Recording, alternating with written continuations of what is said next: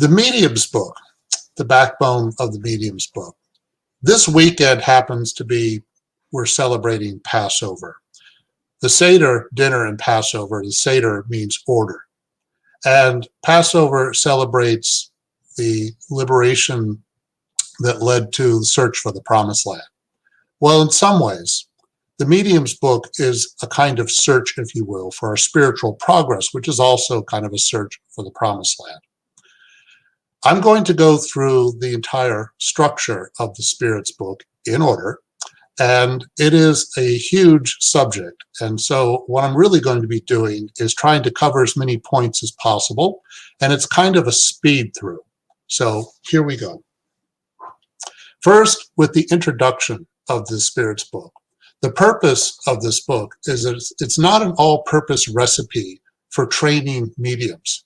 Its purpose is to help aid those who already have the gift. It is to help people to know how to communicate with spirits. It is for all who wish to observe spirit phenomena.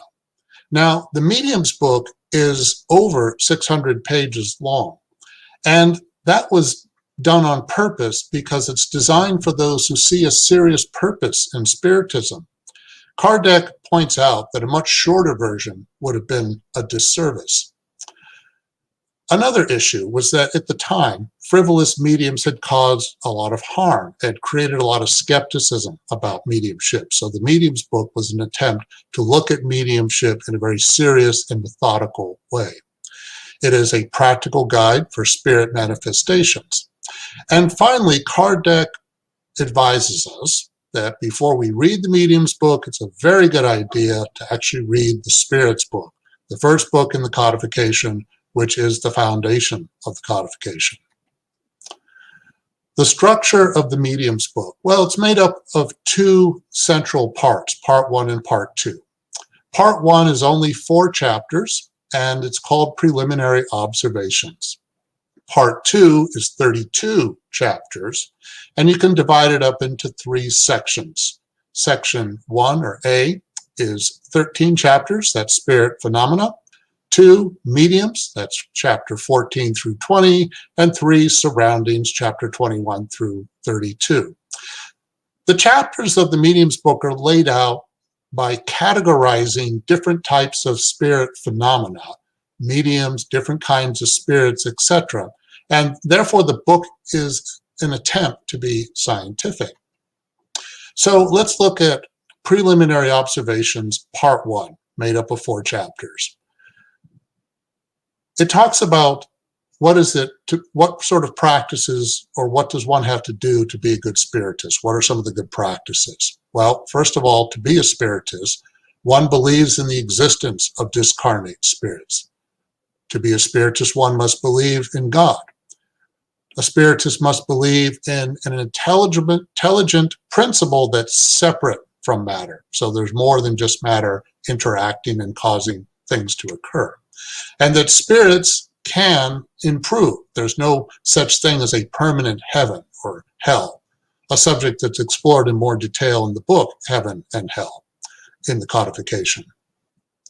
Kardec argues that those who deny spirits exist should prove their existence is impossible. In chapter 2, it is about the extraordinary and the supernatural, and that spirit phenomena is based on this fundamental principle. Every intelligent effect must have an intelligent cause. One hears this a lot. It's sort of a core point that Spiritism makes. And one should understand Spiritism thoroughly before refuting it. And Kardec points out that understanding Spiritism takes months and years, not a few hours. So once again, if one's going to criticize Spiritism, at least take the time and thoroughly understand it first.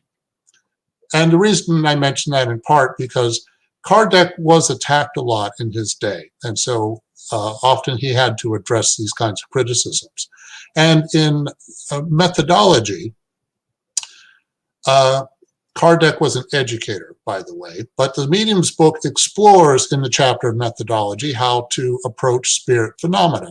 But he also goes through the different levels of those who are skeptics or those who are supporters of Spiritism. But it's interesting in his overall comment in doing that is that he wants to emphasize a few things. That Kardec argues that spirit phenomena is outside the laws of matter, and that the laws of physiology are powerless to explain everything. In chapter 4, there's different theories, and he goes through a list of theories that explain phenomena and spiritist facts. But in doing so, Kardec points out that all these theories that he examines in section part 1 include the ones that deny spirit phenomena. They're based on certain incomplete and badly interpreted observations. Well, this is one of the reasons why the Medium's book was created, because there was a lot of misinformation out there. And so Kardec, with the guide of the spirits, was trying to clarify and deepen our awareness of the invisible world. Now, in part 2 of the Medium's book, which is the vast majority of the Medium's book, it's called Spirit Manifestations, and you can think of it in 3 sections as follows. Section 1, Phenomena. Section 2, all about mediums. And section 3, Surroundings. And I'm going to go through each section bit by bit. Physical manifestations and turning tables. Well, section 1 of part 2 begins by emphasizing spirits really do exist as a fundamental point. And then he starts to focus on physical manifestations and turning tables. And turning tables will always represent the starting point of the Spiritist codification, because it was through the Spiritist phenomena that Kardec began to observe this, and then it led to more information later on. In order for spirit phenomena to occur, a medium is needed, and the qualities and nature of that medium is key to how easily a table is lifted, for example, even a heavy one. Since every intelligent effect has an intelligent cause, it is necessary to recognize when a manifestation reveals an intention behind it. The Medium's book emphasizes that if we are witnessing some kind of manifestation, we'll rule out the obvious. Make sure it's not some natural cause. Don't immediately assume that it's caused by a spirit of some kind. And then Kardec and the Medium's book explains what causes spirit phenomena. Well, this is a general point. How does a spirit move a solid object? Well, they use their perispirit, not their hands. And that a spirit is combining a portion of the universal fluid with the fluid emitted by the medium in order to move it. This is a medium who happens to be in the room where an object may be moving or some kind of phenomena is occurring, a visual manifestation, for instance. And the medium would not necessarily have any idea that he or she's energy, fluid, if you will, is being interacted with to cause this phenomena to occur. Generally speaking, spirit phenomena, pretty much everything that's described in section 1 under phenomena, is usually caused by spirits of a lower order. And that doesn't matter if it's physical, audible, visual manifestations, and so forth. And that in most cases, spirits of a higher order do not engage in this activity. Occasionally, there might be an exception. For instance, the spirit we call Spirit of Truth, the one that helped orchestrate the creation of the codification. It is said that the Spirit of Truth needed to get Kardec's attention, and therefore the Spirit of Truth relied upon a physical phenomena to get Kardec to notice, and then that led to an ongoing communication, and then that was no longer necessary. The content and the structure of the Medium's book points out the following. Spiritism began with nonverbal spirit phenomena, but the Spiritist codification became possible because of written communications. Direct communications from spirits, both written and verbal, demonstrate a deeper, more important understanding of our relationship with the physical world. Now, spirit manifestations is part of mediums, or section 2 of Part 2, Spirit Manifestations, focuses on mediums and the different aspects of mediums. Basic point: every individual who senses the influence of spirits to any degree of intensity is a medium. That would drop a strong hint that everybody, to some extent, has some kind of mediumship, but I'll say more about that in a moment. Mediumship is a natural and mostly a physical gift. People either have it or they don't, essentially. That is overt, ostensive mediumship. But all people have some capacity for mediumship, so it is given freely by God. The fact that mediumship is a natural gift available to pretty much everybody, even if it's just a casual moment of intuition, for instance, it's given freely by God. And this is a very important point that the medium's book is making. There are a variety of mediums who can experience or help produce the phenomena of physical effects. This includes seeing mediums, hearing mediums, and there are many other varieties as well. But all of them are interacting with the spirit, whether they know it or not. But as Spiritism developed, direct communication with spirits became the core of mediumship. And here's an interesting quote: of all the forms of communication, manual writing is the simplest, most convenient, and especially the most complete. All efforts should be made to develop it, for it enables relationships to be established with spirits that are as lasting and regular as those we maintain among ourselves. So really, section 2 of part 2 on mediums is emphasizing this general point in various ways. There's two sort of general types of mediums. Mechanical mediums, that is, a spirit acts directly on the medium's hand. A medium's absolute unawareness characterizes those whom we call passive or mechanical mediums. And this is a valuable approach to mediumship because it does not leave doubt about independent thought. But intuitive mediums are those in which the spirit acts upon the medium's soul, but in this situation, the medium is conscious of what is being written, although it is not a reflection of his or her own thought. Now, a lot of mediums can be a combination of the two, physical, intuitive. After all, the medium's book is giving categories and labels to things, but that doesn't mean there's not a combination or a blending of different abilities. Some key points for the development of mediums. Well, when mediums are novices, one of the biggest challenges mediums face, the main difficulty encountered by most, involves having to deal with less evolved spirits because they try to interfere with that medium or disturb that medium in some way. The first precaution for novice mediums is to arm themselves with sincere faith under the protection of God.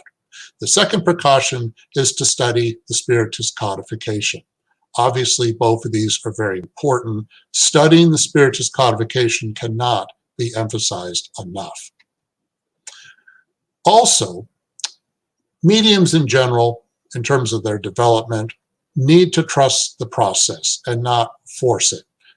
Here's an interesting quote. We have stated above that there are cases in which it does not matter if a thought comes from the medium or from a spirit. This is especially true when purely intuitive or inspired mediums are writing a work involving their own imagination. In such a case, it matters little whether or not a thought has been suggested to them. In other words, intuitive mediumship is a perfectly valid way of communicating, because sometimes people may get very hung up on, oh, how do I know this is truly an authentic communication coming from a spirit? Well, we may not know 100%, but as mediums gain more experience, they can begin to tell the difference. And a lot of mediumship is about a mixture of the medium's thoughts interacting with the spirit's thoughts. And I'll say more about that in a moment. It's always possible that mediums could lose their mediumship. Why could that happen? Well, a few reasons. It could be a test of their patience, perhaps a test of their perseverance, most certainly. If a medium has lost his or her mediumship, there may be a good reason for it. Maybe they just need a break.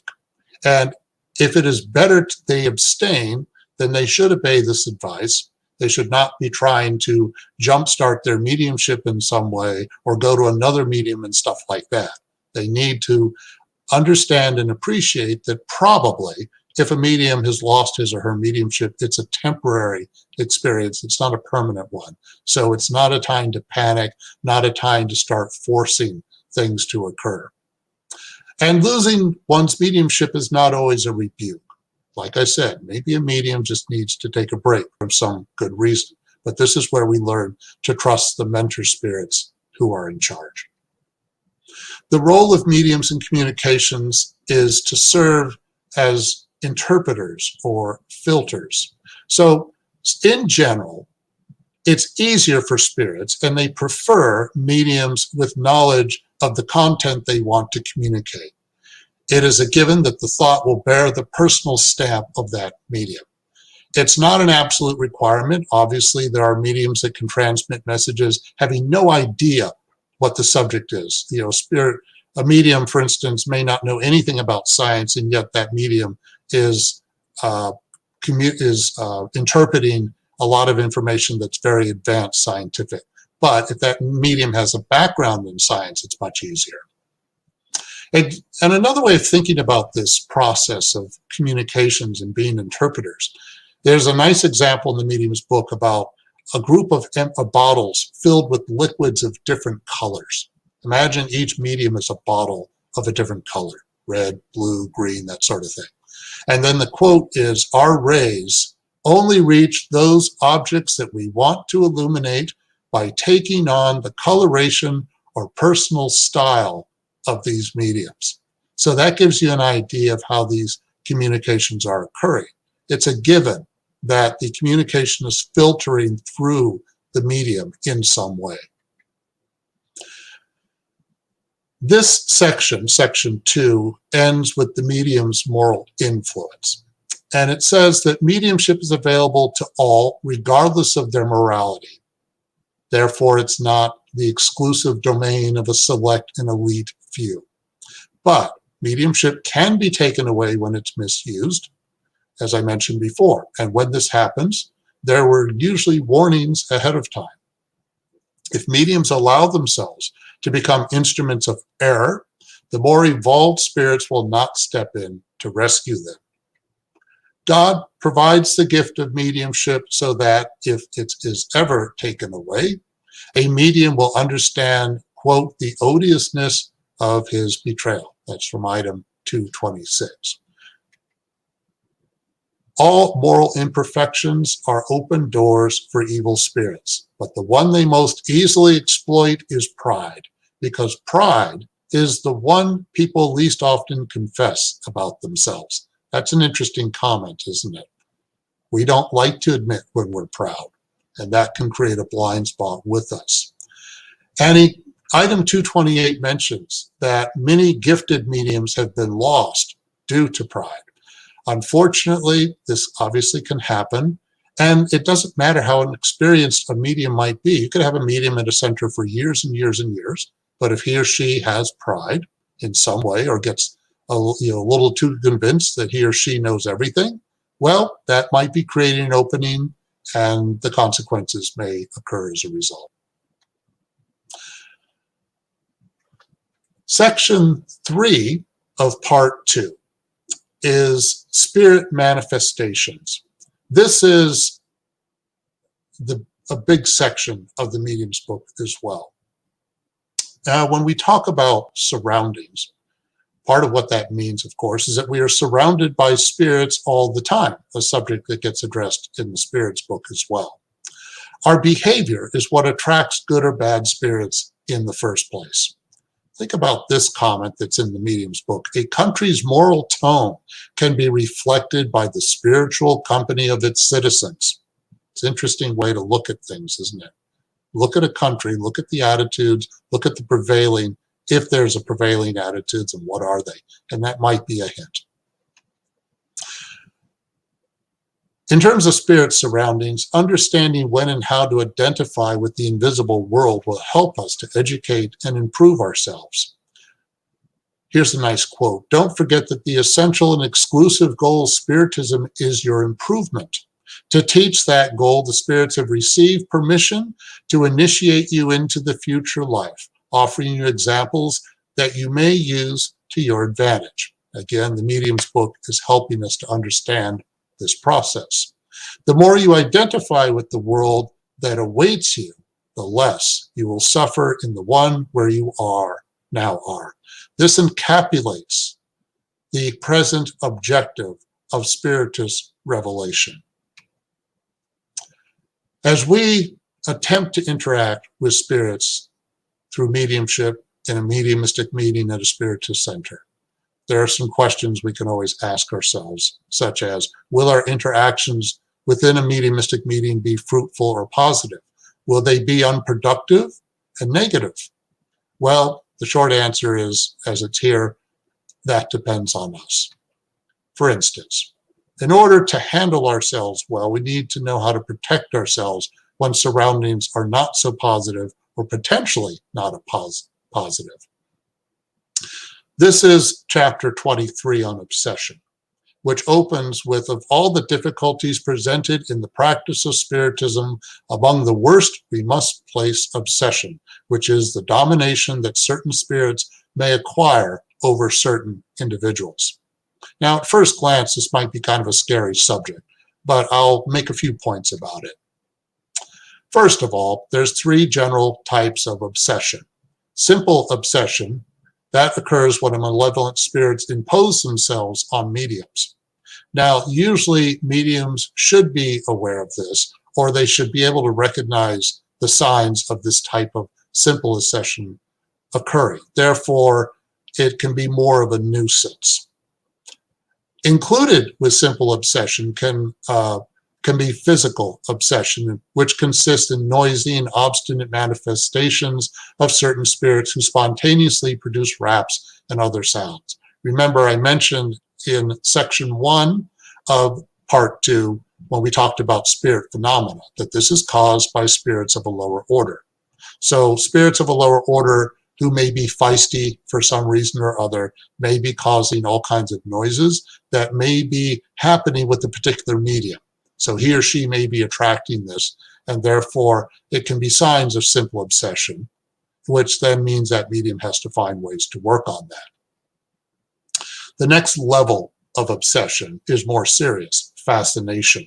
It refers to a delusion created directly by a spirit in the thought of a medium, which in a certain manner paralyzes his or her capacity to judge the quality of the communications. In other words, a medium begins to lose his or her objectivity.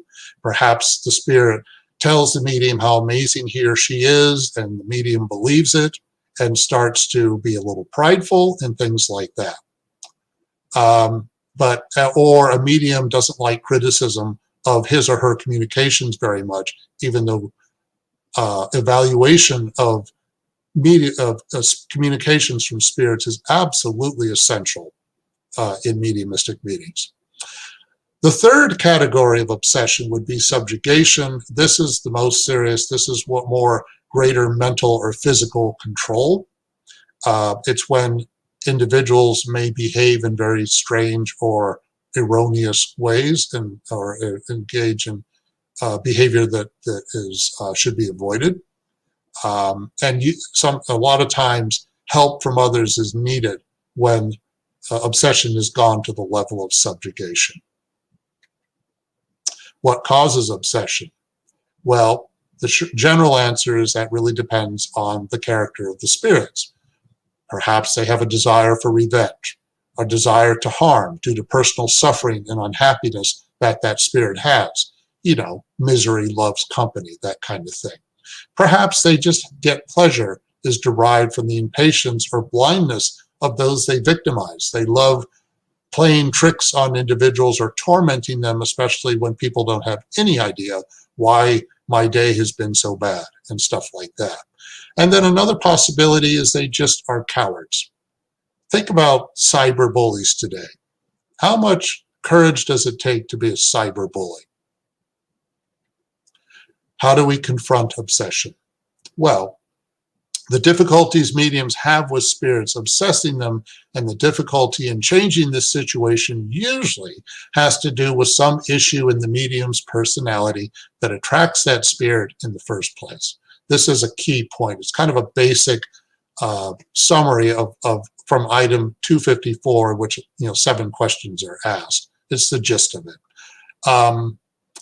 Mediums have to we have to know thyself. The whole point of Spiritism is for us to improve ourselves. So the more we work on our personal improvement, the more we're honest about the flaws in our personality, the things we need to work on, then the more we have control over the kind of environment that we begin to attract. We can begin to clean up the environment around us, if you will, if we start attracting better spiritual company. This section of surroundings, section 3 of part 2, does focus on this question of identity.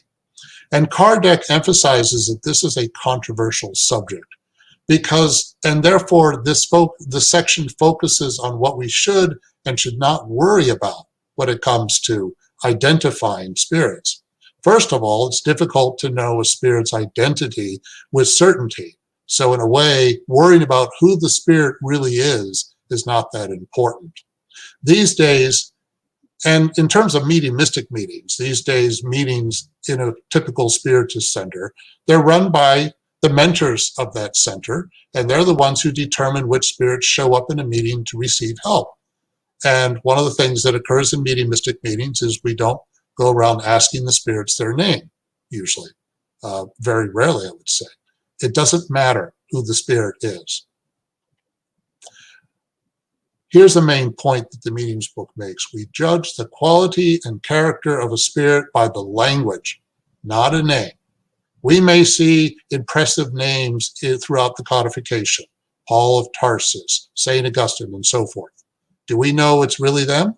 Well, we think that it might be. Do we have 100% proof? No. Does it matter? Not too much, because there may be a lot of spirits working on their behalf. And at the end of the day, it's the message, not the messenger, that actually matters. But there are always things to look for in communications. So here, for instance, in item 264, benevolence and kindness are also essential attributes of purified spirits. They do not feed hate toward humans or other spirits. They pity weakness and criticize error, but always with moderation and without bitterness or animosity. Intelligence is no guarantee of moral superiority. You can have scholars that couldn't be a product of their corporeal life. In other words, you may have a great scholar from the past, but suppose that scholar was also a racist, because that was common in that scholar's time. Well, they may have certain blind spots, and so they may be very intelligent, but moral superiority and intelligence are two different things. And part of our spiritual growth is about the balance between moral intelligence and morality, intelligence and morality. And this, as I mentioned before, it is essential that we scrutinize all communications rigorously in a mediumistic meeting. It is essential to look at every word, every sentence. Does everything seem okay? Is there any sentence in there that's a little odd or perhaps off color in some way? Any kind of language issues that might reveal the character of a lower order spirit, and so forth. Here are some useful techniques for communicating with spirits. Spirits appear spontaneously or when evoked. Spirits may show up if they can, in other words, if they're allowed to, or they may refuse to show up. Their reaction depends on the intentions of the person who is trying to communicate with them. So the spirits can read our intentions a lot of times. They can get an idea of what we're really after, and then they can respond accordingly. In terms of the proper manner of speaking to spirits, well, to summarize it, it would be irreverent to treat high-order spirits as our equals, just as it would be ridiculous to show the same deference to all spirits without exception. We should venerate those who deserve it, recognize those who protect and assist us, and show the others the same benevolence that we ourselves might need someday. Very, very important advice from item 279 on how to address spirits. Kardec emphasizes, or the Medium's book emphasizes, that we can never be too careful about the manner in which we question spirits, and especially about the nature of the questions themselves. And the Medium's book points out that the key to good questions is to really think about form and scope. What's meant by form? Questions that are clear, that are quite precise, questions that pay attention to the sequence. I mentioned at the beginning of the presentation the word Seder. Seder means order for Passover. And I suggest that the Medium's book is very much about order. The order in which the information is laid out throughout the entire Medium's book serves a purpose. And in the subject of questions, the order in which questions are asked of spirits is important. They should be methodical, well, maybe methodical but thoughtful. Therefore, it's a very good idea to prepare questions beforehand. And there are advantages to doing that, because when questions are prepared ahead of time, it can help spirits to anticipate the questions, because the thoughts start to go out there and the spirits may be able to prepare in advance. Besides form, scope is even more important. We should avoid questions that test the spirit's perspicacity.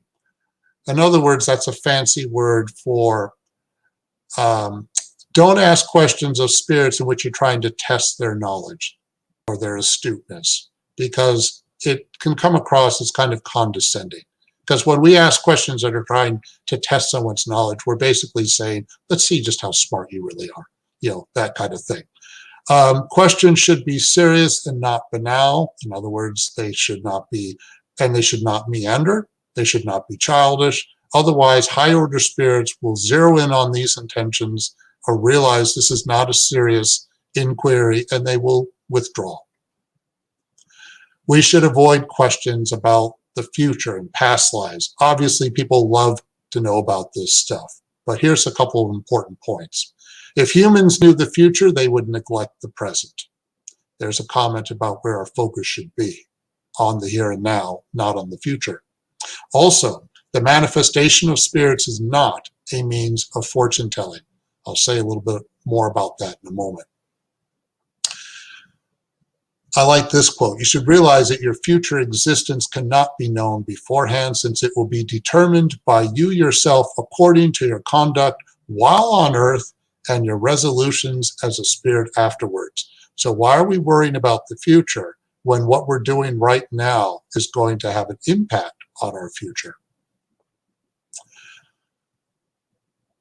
How to avoid contradictions and deceptions with communications from spirits? Well, as a general suggestion, it is a very good idea to be patient, because truth reveals itself slowly. By slowly, I mean it could be decades or centuries even, depending upon which truth we're really talking about.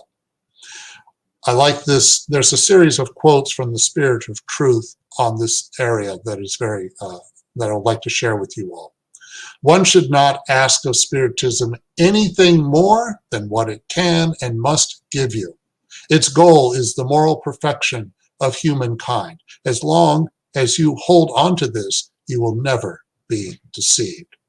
Again, anything more than what it can and must give you. So the more we understand the codification, the more we can understand what it can give us and what it must give us, and what is really important and what isn't.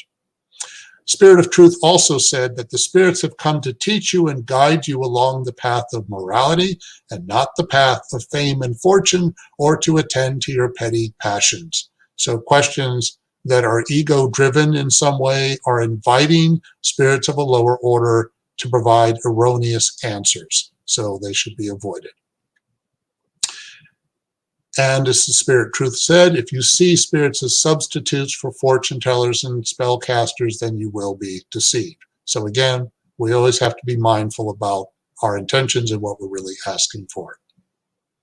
How do we avoid charlatanism and trickery when getting communications? Well, a general point, Spiritism does not mix money with mediumship. And this is how Spiritists try to practice good ethics. Now, since not all mediums are Spiritists, there are those that believe differently. Charging money is not always bad in every single case. The Medium's book does mention this. But the consequences of charging will depend on a medium's intentions. So at the end of the day, Spiritism never charges for mediumship, and any Spiritist that does is not practicing Spiritism. Does that mean that it's always bad throughout the entire planet in every instance? No. But again, what are the intentions of the medium in charging? And here's a good reason not to charge.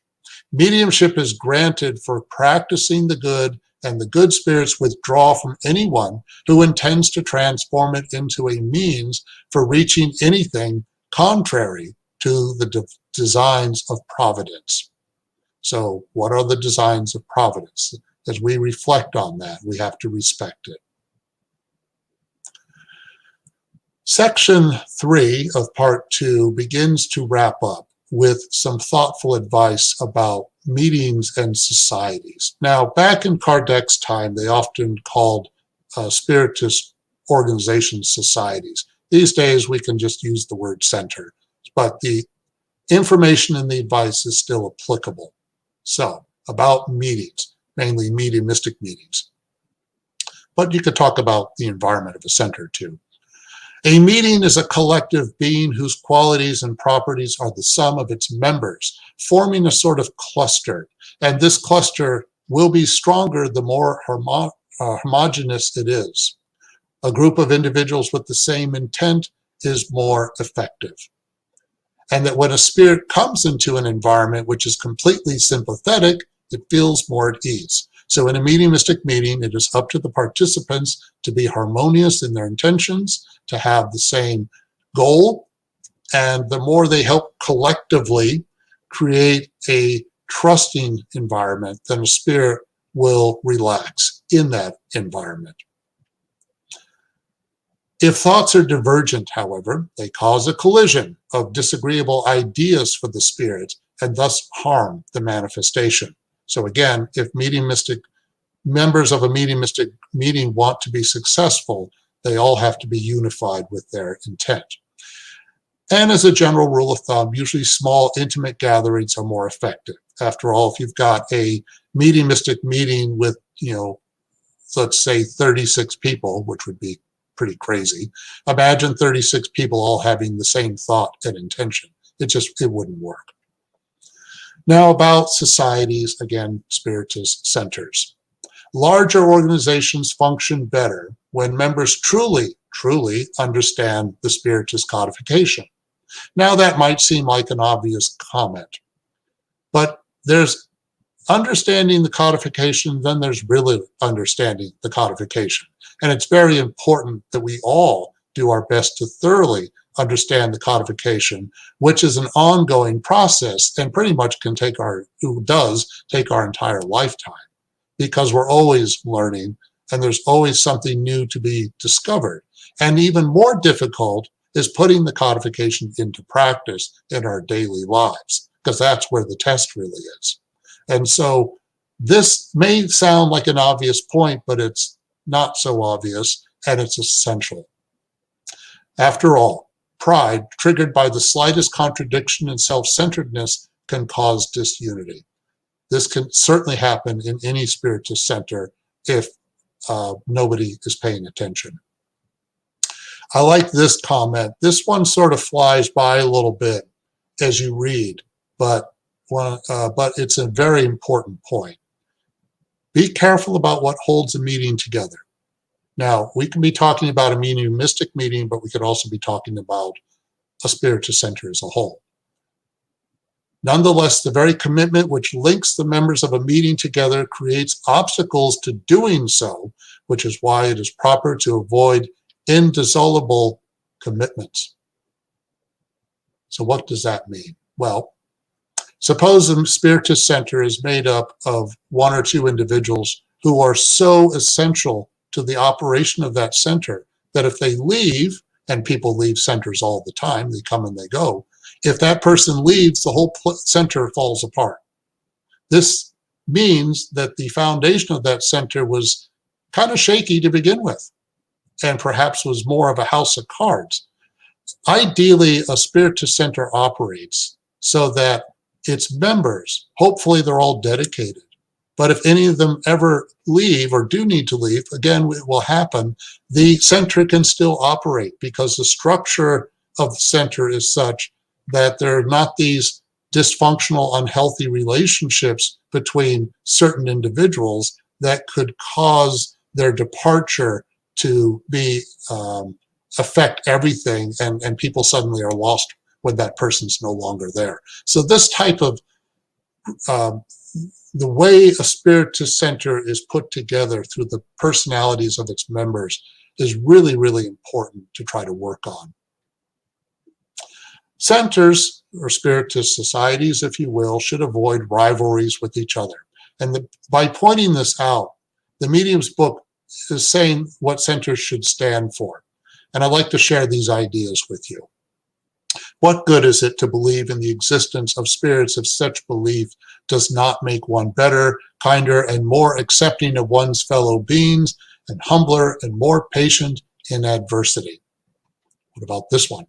It is towards a providential purpose that all serious Spiritist societies should tend, grouping together all those who have the same sentiments.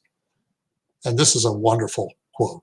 We invite all Spiritist societies to participate in this great work.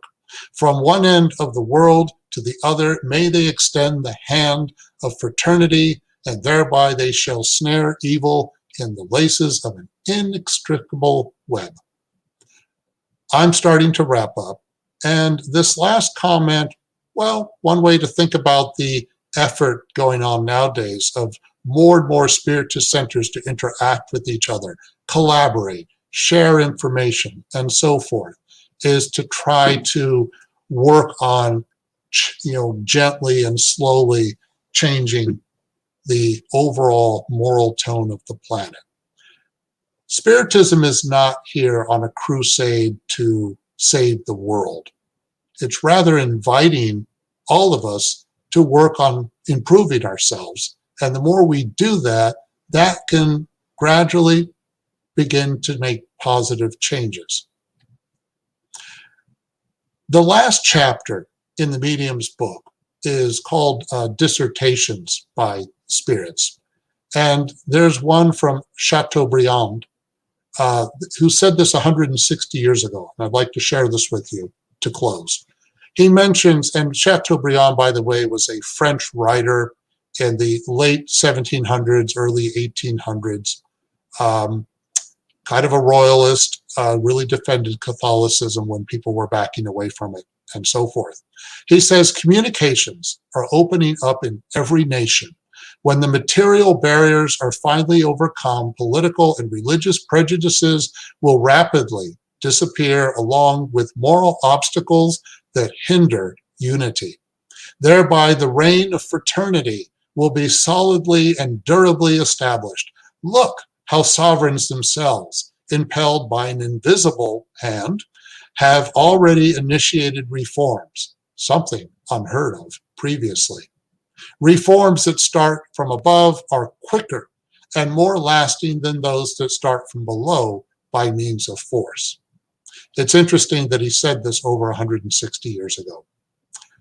Now, reforms certainly can happen from below, but they don't have to happen by force.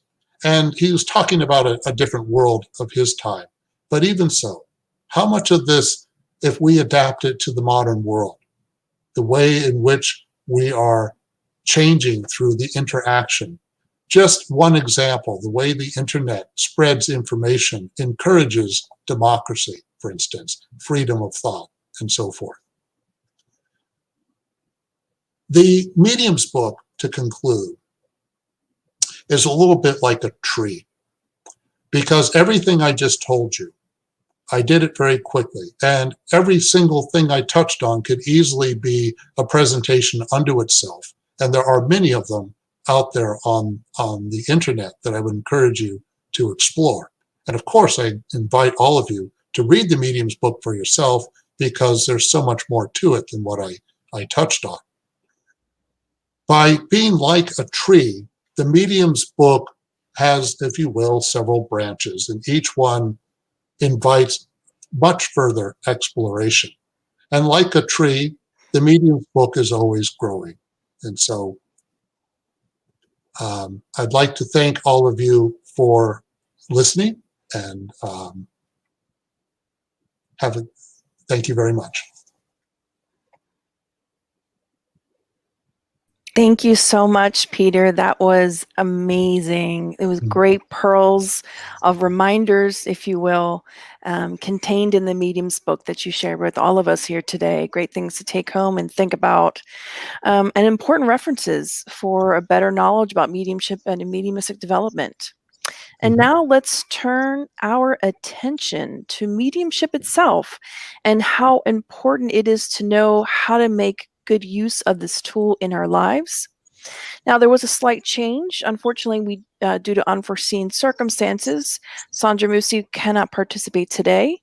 Instead, we have another special guest, Mr. Jose Mussi, or Joe, former president of the Canadian Spiritist Council, one of the founders of the Toronto Spiritist Society, and currently working as the president of this organization.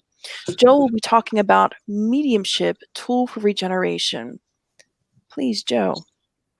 Thank you, Kirsten. Welcome to everyone. I'm very pleased to be here today. Unfortunately, Sandra can't be. She sends her regrets. She has a bit of a situation with her eyesight that she needed to rest them. So she is getting better, but I am here today to fill in. Hopefully, I will do a reasonable job in substituting what she had prepared for you.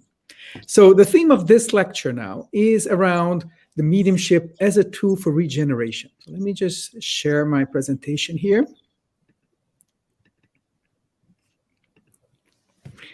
So the word regeneration will be seen from two different angles that will come together very nicely at the end. The first is around the regeneration of the medium himself or herself, or themselves.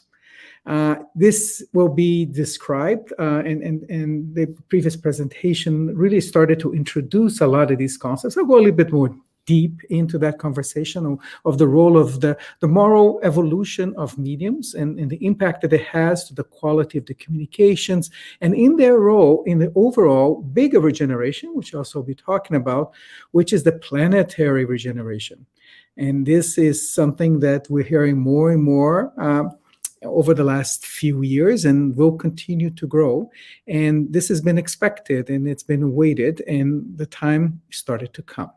So I'll be using a lot of references from obviously the Medium's book that we're celebrating the 160th anniversary, but also quite a bit from the Gospel According to Spiritism, and at the end from Genesis as well. Why don't we start with the Bible, with the gospel, right? Jesus already told us 2,000 years ago that there are many dwellings in my Father's house, right? And that he's preparing the place for us in these houses. What we understand, what he was trying to tell us, is that these houses are the various places in which spirits will evolve during their existence, during the many reincarnations that they will have. And these houses are actually different planets.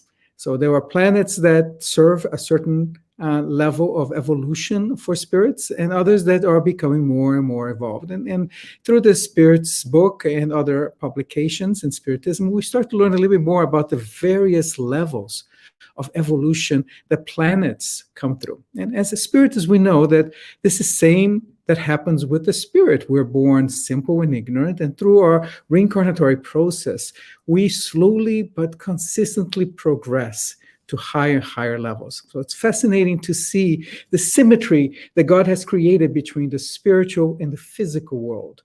everything evolves. Everything has a path and a purpose, and this will be complemented by one being ready for the other. So Jesus is preparing all of the various planets for these new generations, these new groups of spirits that are continuing in their evolutionary process.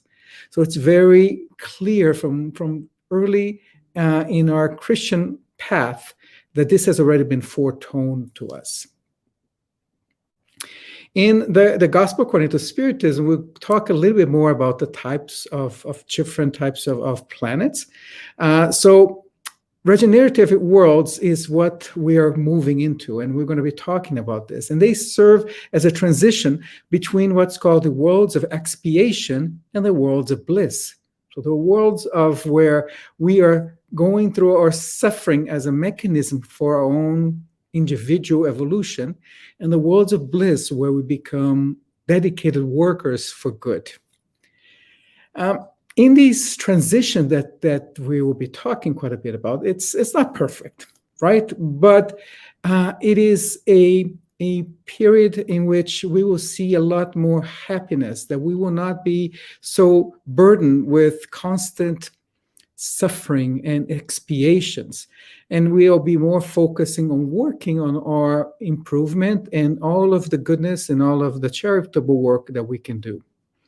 Of course, compared to where we are today, these are very, very happy worlds. One thing that's also important is that these transitions, right, from the world of expiation to this world of regeneration or worlds of bliss, there's not a hard line. There's no kind of ribbon that we cut as we go from one to the other. This is a slow evolutionary transition period.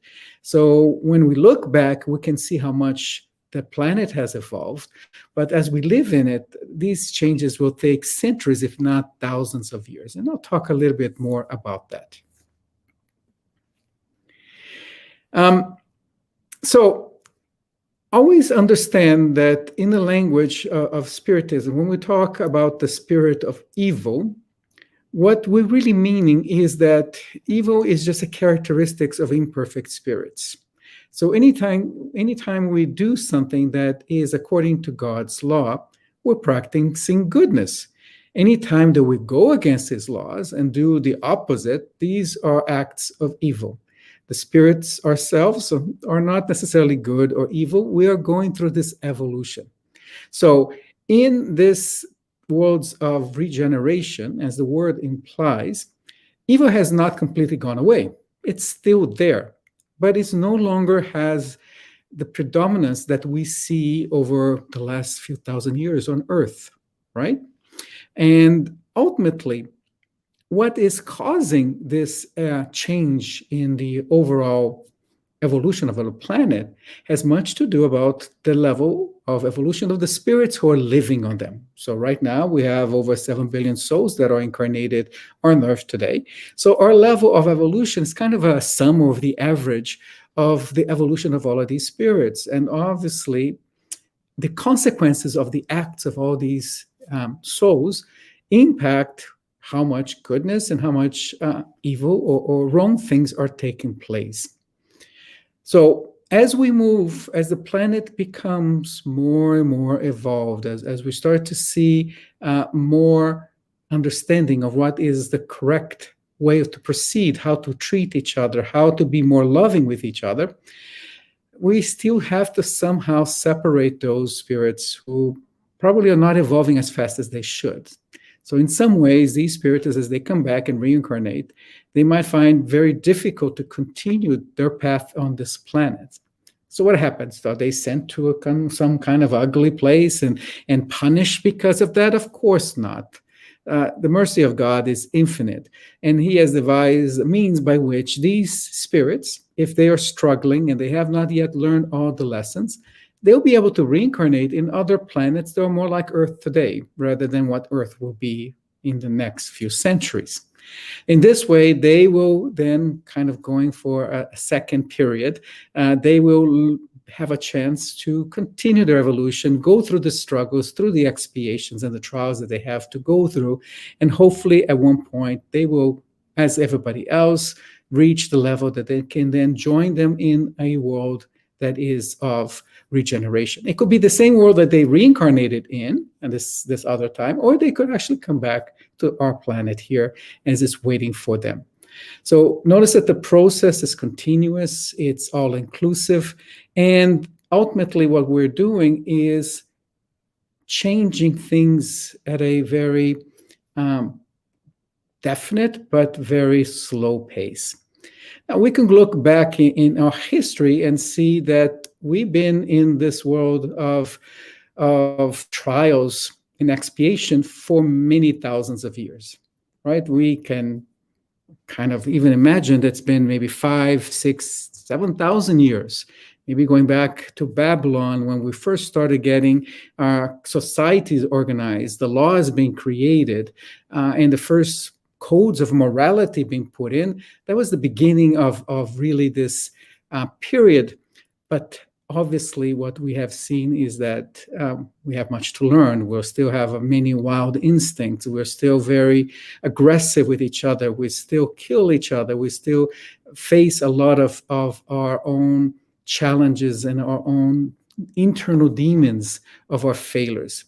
And this has been improving. Obviously, we cannot compare where we are today to how we were 5, 10,000 years ago. And we're now ready to go to the next level, right?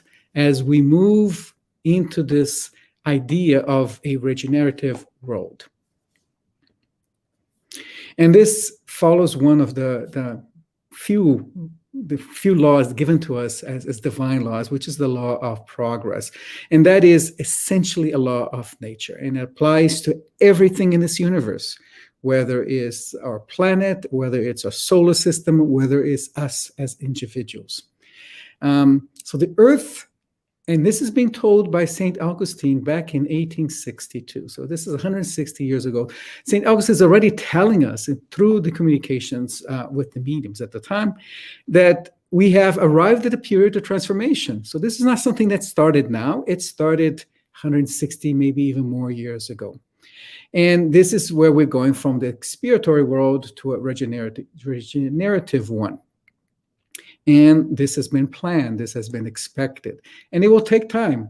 So 160 years might seem like a long time to us in terms of our kind of view of our own lifetime, but from the big picture of the planet, it's very little. And you see that these transformations are in some ways aligned with the divine revelations that we have received, whether it was revelation that we have, the first revelation from Moses, which goes back 7,000 years, when we started to really move from a primitive world into one more of trials and expiations, to Jesus coming to earth 2,000 years ago and giving his message, giving his lessons to us of how we need to the trials that are given to us in order to love that name. And now in the 19th century, Kardec is other things. And why is that the case? Why is that kind of remember that late 19th century is a time where a man was progressing very quickly in scientific knowledge. We're about to start going into Freud and other scientists will be kind of going through the discovery of our own mind, or progress taking place from an intellectual perspective. But unfortunately, and we know this, and historically, with this advance in technology and in knowledge and science comes also its dark side, its ability to destroy, to use as weapons of war, to use it to fulfill our greed and our ambitions, to basically oppress our fellow brothers and sisters. And of course, this ended up into the First and Second World War, which was a terrible time. So during the late 19th century, it was the right time to start introducing the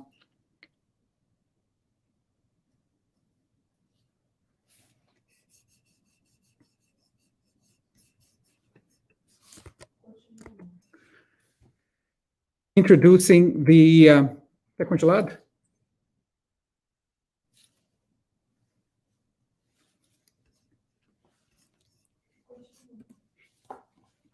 Introducing the notion of regeneration, because now with the evolution of our technology, we needed to work on our morality as well and make sure that we're evolving this accordingly as we go from one to another.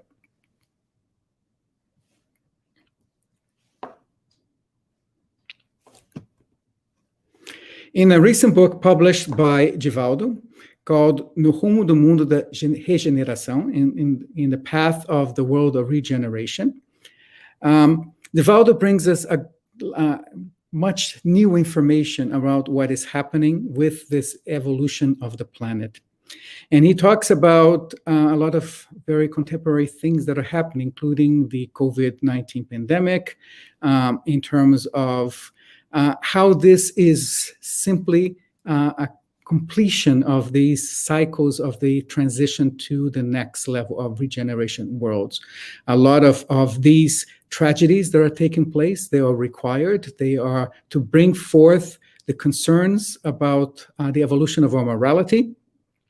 And as such, we should embrace it and we should be prepared for the consequences of our acts and make sure that we are evolving accordingly to make sure that the intellectual and moral development of human beings, as they become sensitive to beauty and reflection, and then with it, we gain a new perception to the so-called paranormal phenomena, those that come from the spirits. And he also tells that with the passing of time, through the increasing exercise of mediumistic faculties, the phenomena will become normal, making this delicate physical sense more exquisite and transcendental. Increasingly, we find that spiritual energy carries all the values that make up animal life, and especially that of humans. So he's setting up the stage for the next part of this lecture in the sense that he is kind of letting us know that the phenomenon of mediumship, of these faculties, are going to go to a hyperdrive now. They're going to become more normal, more predominant. And they will be used as part of this regeneration process as we move forward. This will bring me now to talk a little bit about what are the mediums. And we heard in the previous part of the lecture, Peter was explaining this quite well. I'll just go through some of these details just to set the stage of how this then, in terms of the moral evolution of the current mediums, are going to set the stage for what's going to happen over the next generations of mediums. So we heard that the faculty of mediumship is inherent to all humankind, right? So everyone, to a certain extent, is a degree, is a medium. Now, that doesn't tell us everything, right? Because as I use it as an example, I know how to run. I can run a little bit, but nobody will ever call me a runner. So runners are those who have expert qualities and are very talented and have trained to become excellent in what they do. The same is true with mediumship and mediums. So for the purpose of this lecture, and of course, following what Kardec himself used during the creation of the Medium's book, the term medium will be kind of used mostly to focus on those individuals who have demonstrated this ability quite clearly through ostensive mediums, through ability to do psychography and other types of phenomena. So these are the mediums that we're going to be discussing. And these are, I would call them, the frontline workers of this process of regeneration that we're experiencing right now. Now, to understand this we must focus on what do mediums have to become in order to be good workers, frontline workers, right? And Kardec already tells us that mediumship is not an art, it's not a talent, is a capability that's given to God to us, and basically making the medium capable of clear communications or interactions with spirits. But obviously that requires that the spirit on the other side is available to be part of that communication, right? And we don't control them, right? So we need to make sure that as mediums, that we preserve the dignity of the mediumship activity. And those who exploit it really are trying to make use of something that they really never owned. It was not theirs. It was just half of the equation of how this would take place. Which brings us to the point that often causes a lot of unfortunate consequences in terms of, should mediums be proud of the work they produce with the communication with spirits? Well, pride is a very difficult sentiment. It might represent kind of be happy that you're doing good work, but most often it is shown in its most negative characteristic, right? And we know that pride is almost always aroused in the mediums by those who surround them. Not surprising, because if we look at this capability of mediumship throughout the centuries and the millenniums, they were actually surrounded by a lot of mysticism and rituals and other things that usually the person who was the medium would surround themselves with all of this particular glory or specialty. They were deemed to be very special, and they wanted to be very special, and they were veneered as special emissaries of God. Well, we know that that's not the case. But it's still very easy for us, our spirits who lived in those periods, to fall in the same trap and try to shower the medium with unnecessary enthusiasm and make them try to feel that they're superior, that they're better than anybody else, and that they're special because they have this capability. And this will soon put these airs of importance and disdain into the medium, and they will start to believe that story themselves. And at that point, that is the beginning of the end for them, because what's going to happen is that they will start to take on this toxic praise, and they will start avoiding to do any self-critique. They will think that they are infallible.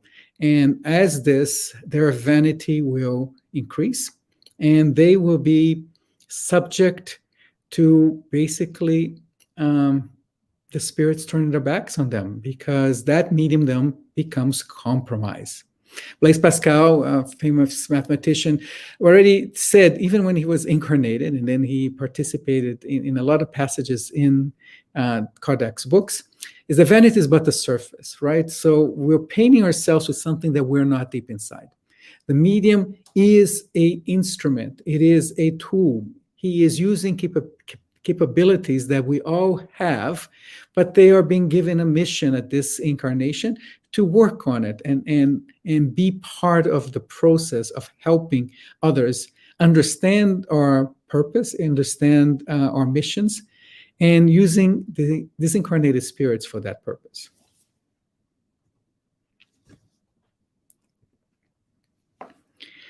And so here begs the question that Kardec asks, is then the development of mediumship related to the moral level or progress of the mediums themselves?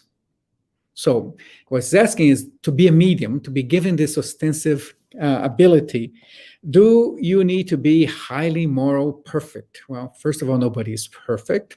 And secondly, if the spirits were going to wait to have a lot of peoples with high levels of moralities, they wouldn't have a lot of mediums to work with.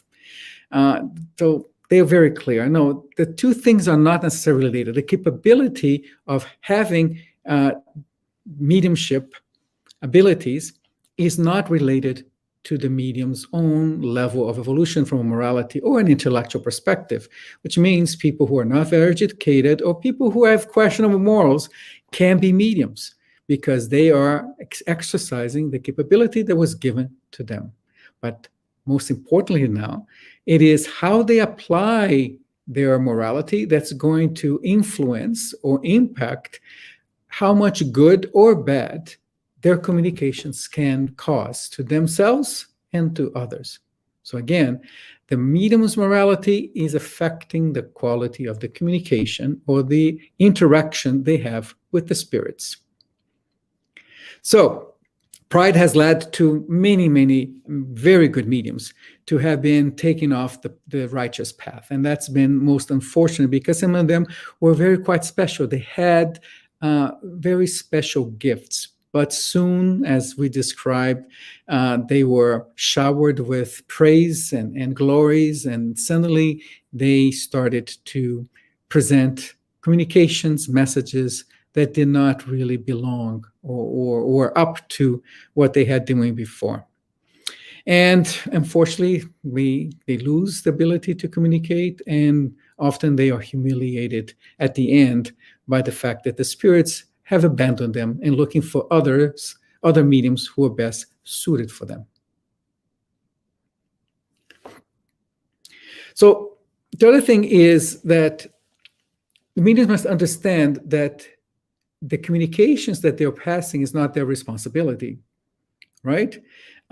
If they are criticized, the medium must look inside to see, is there something inside them that's causing to bring to them spirits that are not the best ones, that are not giving them the best messages. But don't be offended that it's not they who are actually creating the message, they are just repeating them. So what they need to do is to make sure that they continue into this moral evolution of themselves in order that their qualities improve and they will be attracted to better and more advanced spirits. And then the communications, the messages, and the work that they do will be elevated accordingly. So this is how mediums attract good and higher spirits. But among the qualities that one must have are those that Jesus has taught us from even the Sermon of the Mount in terms of being a person of humility, of devotion, selflessness, and complete immoral and material disinterest. So that's why we don't have mediums working as a profession, right? Because then they will be very much linked from a material perspective. They must also have the humility to understand what they are doing, the purpose that they were doing, and not see themselves better or in some way special compared to everyone else. We're all the same. We also all have a role, a mission to perform in this life, and we must never forget that. And with this, the same is true with the mediumship meetings, right? So if the meeting is prepared properly, if the environment, if the individuals, the mediums who are participating in the meeting are all of similar moral correctness, they will attract better spirits. If other has people using this as some kind of a game or something for fun, and of course, this will be just attracting frivolous and less serious mediums and spirits, and the result will not be good at all. Now, one thing I'd like to comment is a lot of what the Medium's book talks about in terms of the role of the medium is in terms of communications. And this was certainly true at the time of Kardec, where he was trying to put together the codification. He was trying to understand. So there was a lot of evocation, a lot of questions around the spiritual world, a lot of answers and directions that are being given by the spirits. This still happens today, but today things have changed quite a bit because most of the work the mediums do today are in the assistance of discarnated spirits who are lost, who are wandering, and they need some assistance from our side in collaboration with the spiritual teams to help them move on, to help them move away from the connections that they had with the material world and allow them to proceed on their evolutionary process. So all of this is important. The same is that the mediums now, morality is going to impact how they serve and provide assistance to this discarnated spirits altogether. So the message is still the same, but the purpose of many of the communications have evolved quite a bit. And they will continue to evolve, as we will see towards the end, because now the mediums will have a different role, not only assisting the discarnated, but also providing more and more guidance to the incarnated. So this also means that the surroundings work a lot in terms of the influence of these manifestations, right? Can't higher order spirits overcome any kind of these deficiencies? Because we're not perfect, right? So can they kind of look aside and not be so strict on the demands that they have on each one of our imperfections? Yes. And they can certainly do this. And they have been doing this for centuries now, as I said, because we simply weren't fully ready for them. So highly evolved spirits can sometimes communicate with the most unexpected people, right? And they will provide assistance, and they will actually hope that these interactions will overcome any of the deficiencies the medium might have, or the surroundings, depending on where they are, where they live, and so forth. So there's a lot that the spirits can do, but there's much that we have to do on our side to help them so they can find better paths to provide us the guidance that we need to jump into this period of regeneration that we're starting to see more and more. And in that same sense, does the medium's own spirit influence these communications? We are kind of in a bit of a kind of concern that the medium could be influencing too much. And it's inevitable, yes. There's always the influence. First, in the affinity that the medium has with the spirit themselves. The medium does not exert influence on the communicating spirits themselves. The spirits are who they are. They're not going to be influenced if they're coming in for this communication. But the medium can influence how this message is transmitted, on the tone, on the words he chooses, because a lot of it is not dictated word by word. It could be more thoughts, more ideas that are put into the medium's mind. And these need to be somehow translated into words or into verbal words or written words. So there's a lot that the medium will be involved, and certainly the medium spirits will have a role to play. But what they cannot do is to substitute their own personal ideas, their biases, their imagination, right, with what the spirits are trying to do. And how do they do this? Well, it takes a lot of practice, a lot of deep meditation and concentration to make sure that they can fully absorb the message that are coming from the spirits and try not to tint them with their own lenses too much, right? We don't want to hear what the medium thinks. We want to hear what the spirit is trying to say. The medium can provide a little bit of wrapping around that, but we don't want to see the reflection of the personal spirit of the medium. So all of this drives this necessity to make sure that the medium is fully evolving with their responsibilities, that they are maintaining that humility, maintaining that dedication to the work that they do, in order to ensure that they will not be overly influencing what's going to come out of their mouths or out of their hands. So do certain spirits prefer certain mediums? Absolutely, right? They couldn't be otherwise, right? They look for the interpreter who best connects with them. So mediums who are more of moral and intellectual capabilities will attract similar spirits. And this is the same that we experience in our own lives. So we're attracted to people who are like us, who can understand us, who can understand them, who we find some level of affinity, even though we may not agree with them all the time. But we need to have a certain amount of equity between ourselves. And this is what the spirits are doing. So at this point, it becomes very clear that the medium in his journey, because mediumship is not a task, it's a journey. It's a journey of evolution. It's a journey of dedication, a journey of the work that they do. And as I said, both on the communication, but also in the spiritual assistance. And they are pushed, I would say, farther and harder than many of us otherwise would be, because they sense the responsibility of doing so.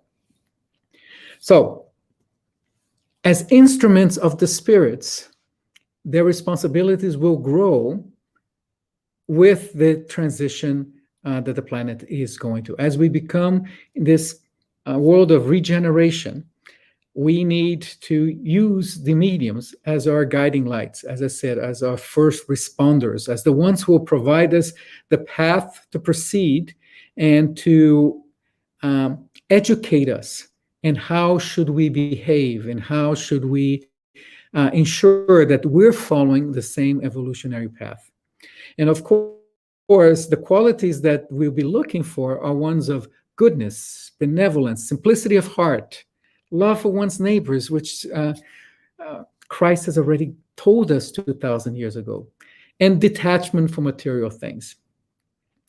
What we have to try to shed and move away from are all of those defects, sometimes called sins or evil acts that we do, that are associated with pride, selfishness, envy, jealousy, hate, greed, sensuality, and all of these passions that really keep us too much attached to matter. We're still material beings, and we can't be completely detached from matter, but we can't make them the most important thing to us. It can't be the thing that drives us. All of the other things should take priority, and they should be available to everyone in terms of the assistance that we give them. So as we come to the end, let's go to the book of Genesis. I often find that this is an underappreciated book. It has a lot of great gems. And Kardec already tells in chapter 18 that the time has come, right? He was telling us that the time for regeneration was starting back then. And we're now seeing more and more of this picking up the pace. It says, our globe, like everything else, is subject to the laws of progress. It progresses physically through the transformation of the elements, and morally through the purification of the incarnate and discarnate spirits that populate. So here is the trick, right? We are incarnated today, but we were disincarnated not too long ago. The spirits that the mediums are assisting in their mediumship sessions, the discarnates, will be incarnated very soon. So we are also assisting and educating these new generations of spirit that will come, and they will be kind of the ones that really will be pushing the transformation of the planet. I don't know about most of you, but I certainly can see how these new generations, I have 4 grandchildren, and almost daily amazed on how different they are from previous generations. They were born differently. They are born with a sense of perception, of intellect, of emotional maturity that I had never experienced in any of previously from my children's generation or even my own generation. So these are not biological evolutions. These are moral evolutions of the spirits. And who's helping these spirits evolve? Well, a lot of it happens during the discarnate period, and our mediums are helping them, as long as with the spiritual teams that are working together with each of the spiritist centers around the world. So all of these areas must progress. We must progress physically, intellectually, technology, but morally as well. We have to agree that we have made incontestable progress, right? And this was 160 years ago, even so more. I mean, imagine how much has changed since the time of Kardec, right? And we can name anything that we look at these days, and they were very different from what he was back then. But other areas have not progressed as much, right? That we have evolved, but not as much as we should.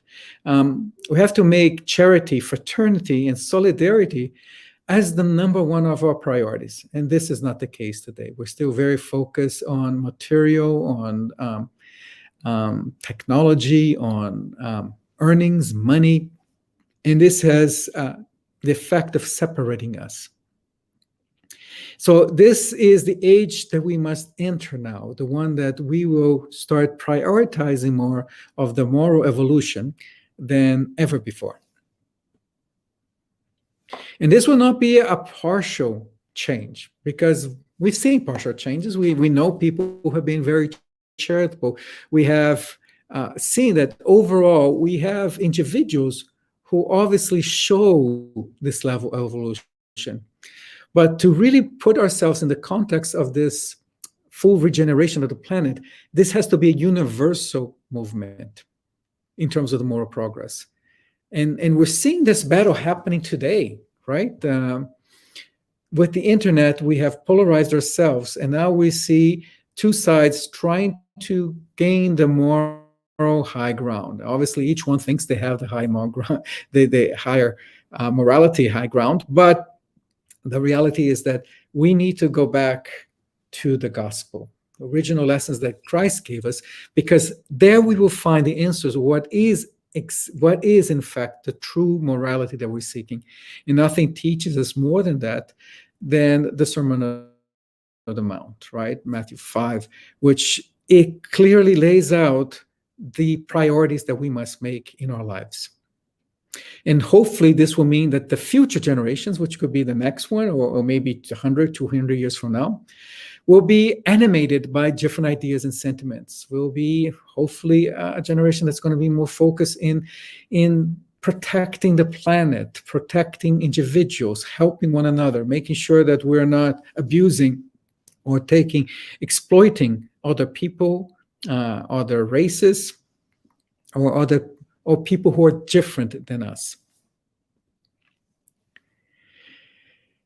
We have to agree that the current state of affairs still leaves a lot to be desired, right?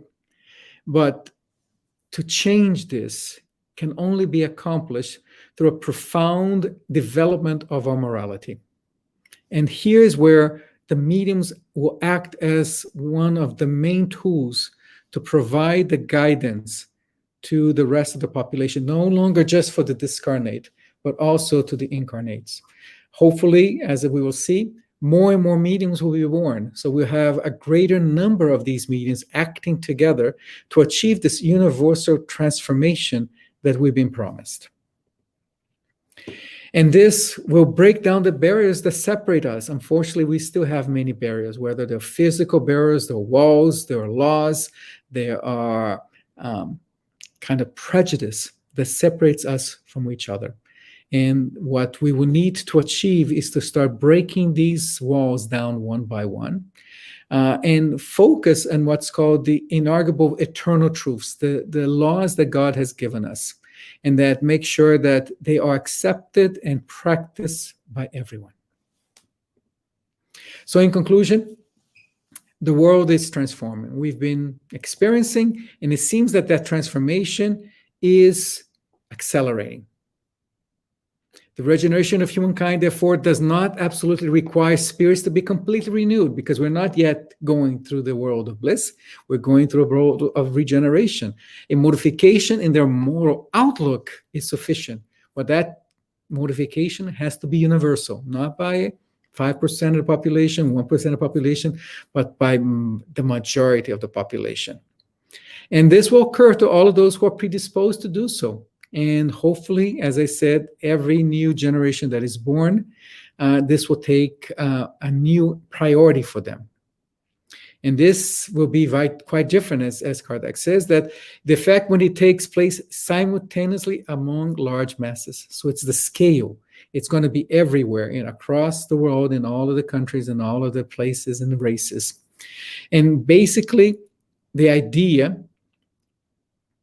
that this evolution of morality will profoundly change people, the races, the very fabric of our society through a kinder, more loving world.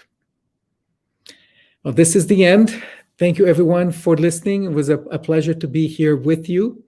I hope that everybody has enjoyed this series of lectures offered by the International Spiritist Council. Thank you very much.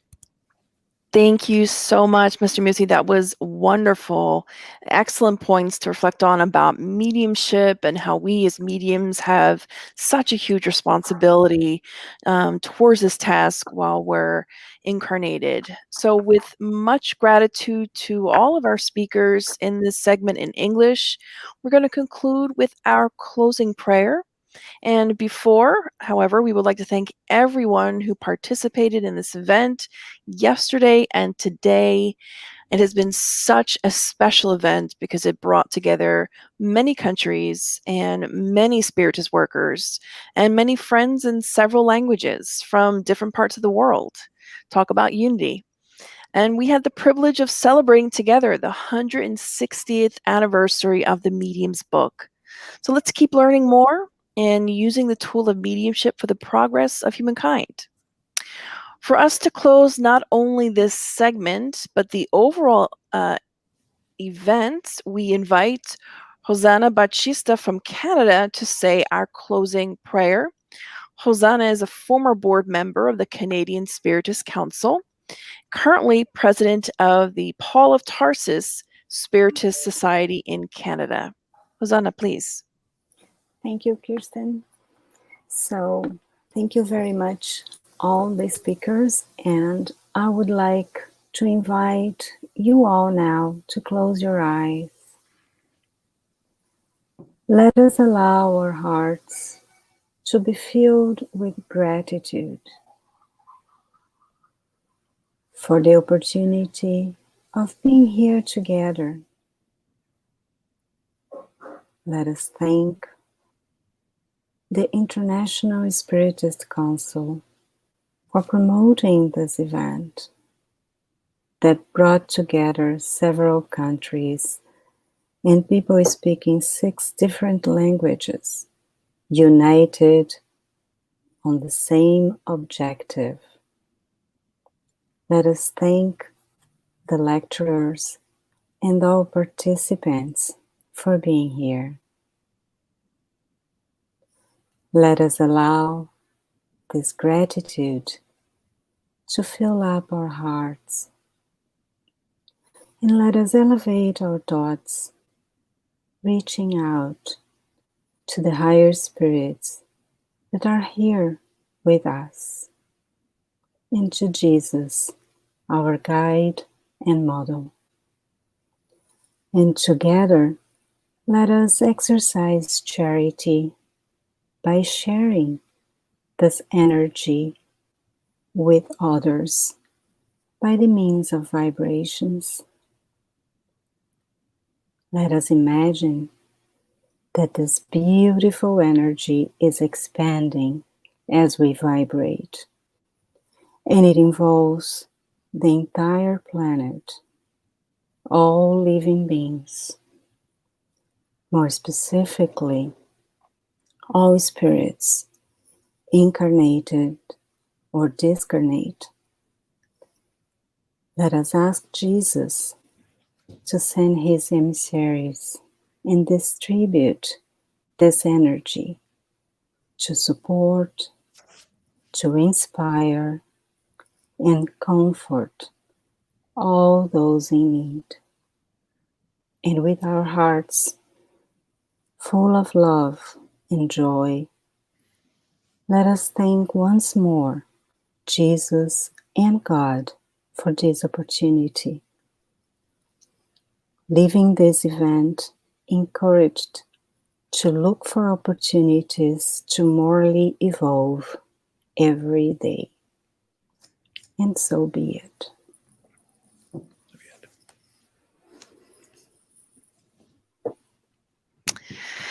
Thanks, Rosanna, and thanks to everyone. Have a wonderful day, and we hope to see you next time. Bye-bye, everybody.